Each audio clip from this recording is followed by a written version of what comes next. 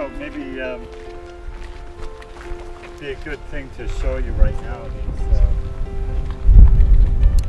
We've got the house here, obviously where we hang out and live. And up here is our shed where we have all the farm equipment, but it also has essentially that's our electric power system up there. So that system basically in the summer we can get up to say 10 kilowatt hours of power in a day, but in the maybe 15. But in the winter it might be as little as 5 or 6. These are the batteries. So the electricity is being generated in the panels, and then it comes down. Essentially, gets stored in these batteries. And as I said, that can store several days worth of power. But basically, you're collecting power during the day, and hopefully that's when you're running your pumps and whatever during the day, your washing machine. At night, you're drawing off the batteries. You try to keep the power as low as possible. Sometimes when the kids were little and they wanted to watch TV all the time, I would just say, "Sorry, kids, no power today. You've got to conserve." So that only worked for so long.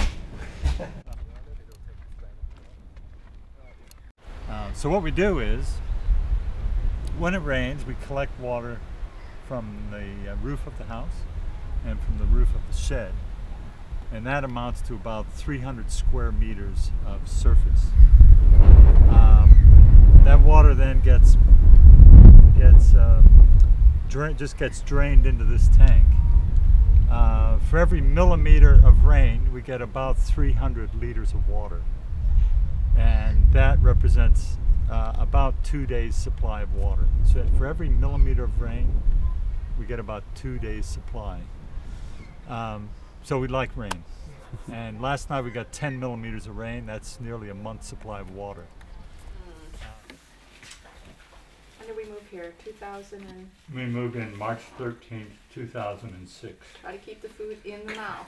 But March 13th, 2006. Well, the first thing was coming to the land, and that was really my... well, we had talked vaguely about what did we want to do? Did we want to stay in town? John had a 3-year contract. It had been 3 years. We had decided, yes, we're staying here. We're not going to go back to the U.S. And I was like, I don't want to build in town. Prices had gone up. If we had been smart, we would have bought some kind of investment in town. Instead, we were paying rent in an expensive suburb in, Canberra, so Bennett could go to a good public school, and but we didn't want to stay there, so we just decided, look, the idea of moving out of town was going to be a good one if we could find the right place within an easy commute. Relatively. Anyways, long story short, John came out, we took the kids, and we were sitting down at the river. John was like, yeah, it's beautiful. But, he was kind of on the fence, and he said, how much do you want this property? And I was like, I want it. So we did it. Like spraying weeds is one of them, which I definitely do not enjoy at all. Haven't really had to clean the toilets much. That would be really unfortunate. Generally veto that job without any other way. I'm like, nope, not gonna do that. Definitely not. Otherwise, parents try to make me clean the chicken coop once a week. Doesn't generally happen, but that is one of the jobs that I'm meant to do once a week. I cook a lot, so lots of desserts. That's something that I can do. It doesn't really matter where you are. If you have a kitchen, you can do that. Like ice cream and baked goods and things. It's kind of a pain when the oven broke for 9 months. But, Dad refused to fix the oven for 9 months, so I tried to make cakes in the pizza oven, which I must say, not the easiest thing in the world. And parents bought me an ice cream maker for my birthday because we didn't have a freezer for 5 years. So that was alright.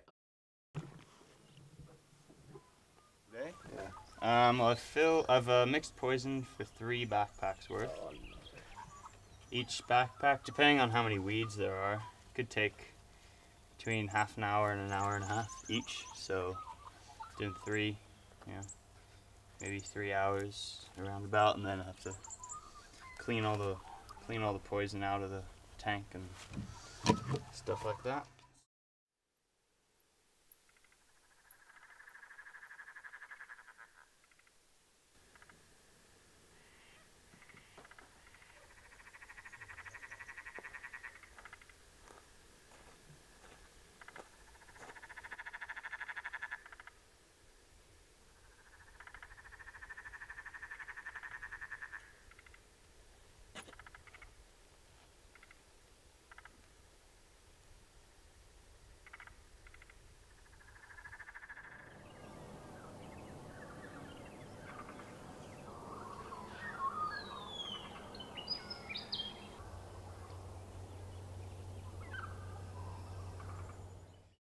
When did I move out? Yeah.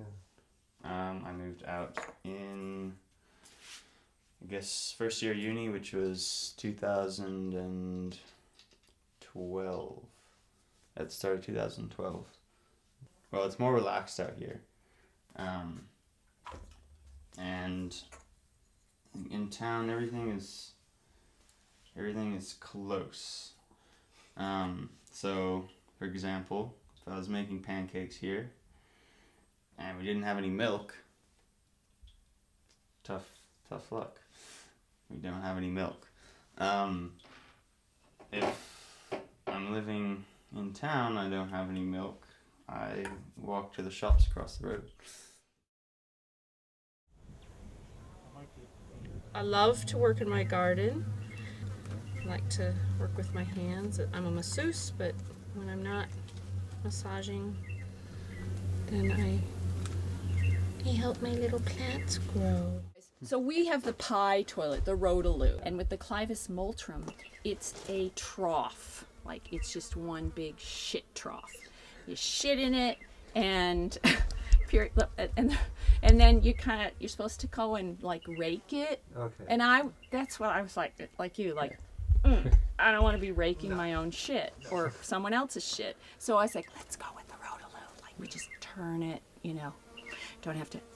Bad decision. This is where the beautiful Rotaloo lives. When it's composting, it's warm and it's in what's called an aerobic process. So it's the worms and so forth are churning and turning the poo into soil. But if it's cold, then what happens is an anaerobic process, and that's when you get really stinky smells, and you get all sorts of other potential nasty stuff in there. So you want to keep it warm. There's a lot of toilet paper. Somebody uses a lot of toilet. There's some nice shit. You can see it's not very well composted yet. And it's kind of smells. Not good. That's Margot's shit, if you really want to know whose it is. Yeah. How to be more efficient in town? Yeah. Yeah. Well, so I think the consumer has to drive it and be more educated. I'm always, be an informed consumer. And what I do as a masseuse with the body, you have to be informed about your own body. You live in it, but there's an amazing amount of ignorance about, I don't know how that works. I'll just go to the doctor. Yeah. So if you don't understand, you need to ask questions. Like, we didn't know anything when we built this house, and we had to do a lot of research. So I think, if you can read and you're interested, then, you can get there. But if people just take it for granted, and then they just want to complain to the government about, well, how come we don't have whinge. It's like, well, do something about it. I think people can become their own advocates for change, and that's what we did here, which was we wanted to set an example for our kids.